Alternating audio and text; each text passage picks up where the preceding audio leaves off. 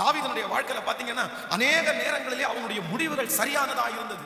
அவன் எடுத்த முடிவெல்லாம் சரியானதா இருந்ததுனாலதான் அவன் பெரிய ராஜ்யபாரத்தை கட்டினான், அவன் ராஜாவான.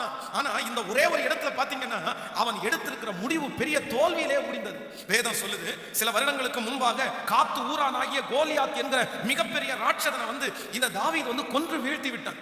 அன்றைக்கு தான் ஜனங்கள் பாடுகிறார்கள், சவுல் கொன்றது 1000, தாவீது கொன்றது 10,000. அன்னைக்கு காத்துல இருக்கிற ராஜாக்கள் அப்படியே தாவீதுடைய வார்த்தையினாலே நடுங்கி போனார்கள். இப்படிப்பட்ட ஒரு பராக்கிரமசாலியா நினைச்சாங்க. ஆனா சவுல் ராஜா தன்னை துரத்தின உடனே தன்னுடைய தேசத்திலே எங்குமே அவன் இருக்காம காத்து ஊரை செலக்ட் பண்ணான். அவன் என்ன நினைச்சிருப்பான் அப்படின்னா, எல்லாரும் மறந்துருப்பாங்க, நான் கோலியாத்தை கொண்டது இன்னும் ஞாபகமா வச்சுக்க போறாங்க, நம்மளை யாரு கண்டுபிடிக்க போறாங்க. ஆனா வேதம் சொல்லுது, அந்த காத்து ஊருக்கு அவன் கடந்து போன உடனே அங்க இருக்கிற ராஜா முதற்கொண்டு எல்லாரும் இவன் தான் தாவீது, இவன் தான் தாவீது என்று கண்டுபிடித்தார்கள். அவனுடைய கையிலிருந்து தப்பு வைக்கிறதற்கு ஒரு பெரிய டிராமாவே இவன் பண்ண வேண்டியதா இருந்துச்சு.